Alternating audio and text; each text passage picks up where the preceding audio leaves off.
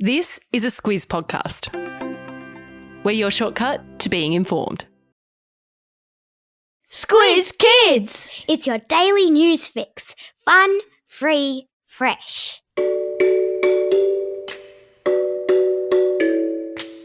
Hello and welcome to Squiz Kids Today, your fresh take on what's happening in the world around you. I'm Bryce Corbett. It's Wednesday, October 6. In Squiz Kids Today, protests in the playground, Antarctica's post office for penguins, BTS off to join the army, and one great big pumpkin. That's what's making news, kids style.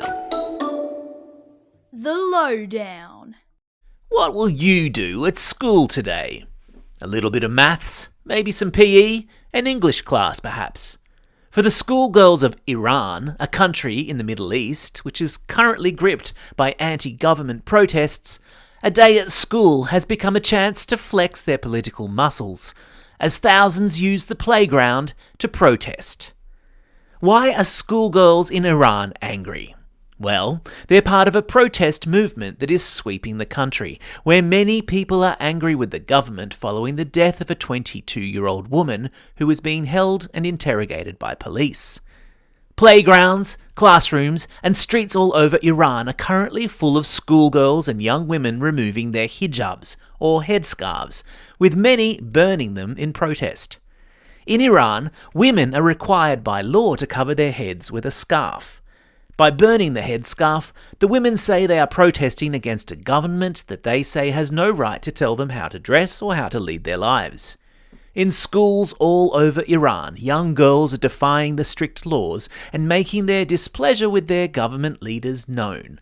And the protest movement is spreading to neighbouring countries, with reports that women in Afghanistan have been protesting too.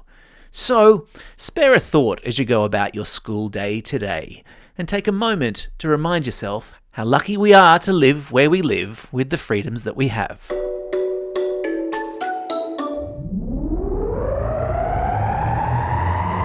Spin the globe. Each day we give the world globe a spin and find a news story from wherever it stops. And today we've landed in Antarctica, where a post office for penguins has just got new staff. Wait, what? There's a post office for penguins in Antarctica? Who does a penguin have to write letters to anyway? And how do you hold a pen with a flipper?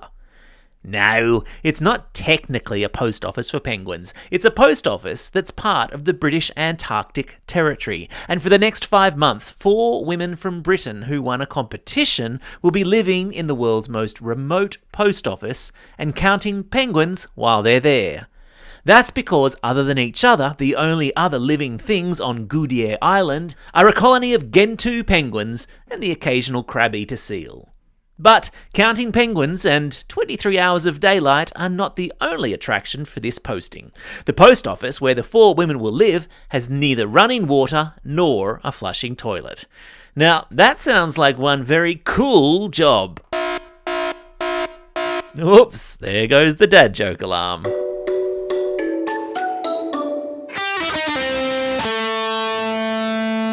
Pop Culture Corner. You've heard of BTS, right? The boy band from South Korea? Then maybe you've also heard of the BTS Army, which is the name their loyal band of fans has given itself. But you maybe haven't heard of BTS going into the army, because that's what looks like might happen as the all-singing, all-dancing members of the world's biggest pop group face up to compulsory military service in their home country. So, some countries make all young people join the army for a year or so. And yesterday, the government minister in charge of the army in South Korea, which is where BTS are from, indicated that not even chart-topping boy band members are exempt from military service. Watch this space. Not that we'll need to worry too much about the boys being out of service, with news yesterday that New Kids on the K-pop block, a boy band called Stray Kids, have just added another Sydney and Melbourne concert to their upcoming Australian tour, after their first shows sold out. I knew I should have been a K-pop star. Biggest, furthest, longest. This is the segment where we celebrate great feats. And no, I don't mean the ones at the ends of your legs. And today's record-breaking effort comes from the United States, where a pair of farmers have broken the US record for growing the heaviest pumpkin ever. The whoppingly large vegetable weighs an incredible 1,158 kilograms. That's about the weight of 2 cows combined. I've stuck a link to it in today's episode notes. It was grown by farmers at a place called the Great Pumpkin Farm, which is appropriate when you think about it. The world record for the heaviest pumpkin belongs to an Italian grower who produced a pumpkin weighing over 1,200 kilograms. Imagine the Halloween jack-o'-lantern you could carve with that baby. Time for the Squiz. This is the part of the podcast where you get to test how well you've been listening. Question number 1. In which Middle Eastern country have schoolgirls joined a nationwide protest? Yes, that's right, the country's Iran. Question number 2. What record-breaking vegetable did farmers in the United States grow? Yeah, that's right, they grew a pumpkin. Question number 3. On which frozen continent is the world's most remote post office? Yeah, that's right, it's Antarctica.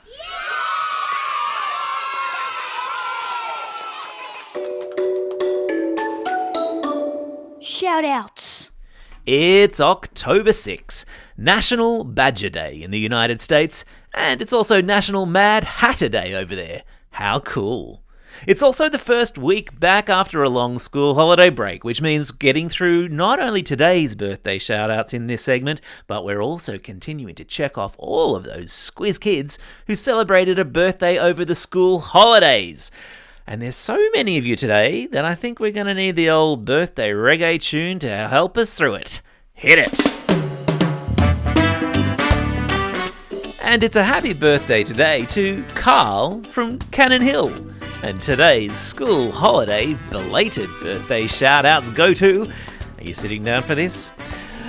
Olivia from Carina Heights, Rupert from Wynnum, Ethan from Sandhurst, Levi from Ivanhoe, Lacey from Harvey Bay, Ava from Wonthaggi, Adelaide, who's currently travelling around Australia, Elizabeth from Holsworthy, Poppy from Bathurst, Riley and Hudson from Abbotsford, Holly from Exeter, Sammy from Walkerville, Abby from Book, you still with me? Rianne from Edmondson Park, Zephyr from Brisbane, Jackson from Camberwell, Ernie from Point Cook, Emma and Ellie from Ryde, Eden from Matraville, Philine from Yarromba, Pippa from Beecroft, I'm running out of breath here, Elias and Charlie from Altona Meadows, Scott from Narromburn, Liam from Camaray, Harper from Charnwood, Tommy from Berry, and Teddy from Greenwood. And finally, for today, Eliza and Hugh, who are listening all the way over there in Vietnam, and Samantha, who's listening all the way over there in Oslo in Norway. Phew!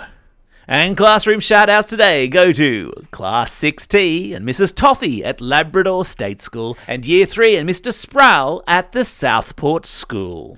And finally, a very special shout-out to Hugo from Leichhardt, who, I hear, is a really special kid, not least because he listens every day and is a very big Squiz Kids fan. Great to have you on board, Hugo.